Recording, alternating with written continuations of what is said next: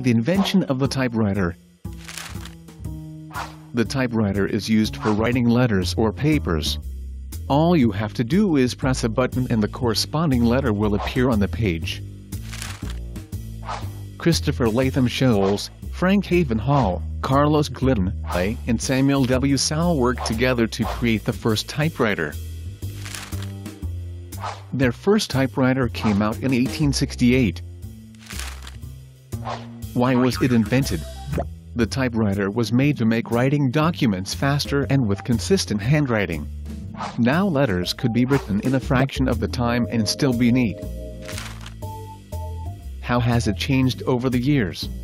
The first typewriters were just keyboards and you put a piece of paper on the top. Then you would press the keys and letters would appear on the paper.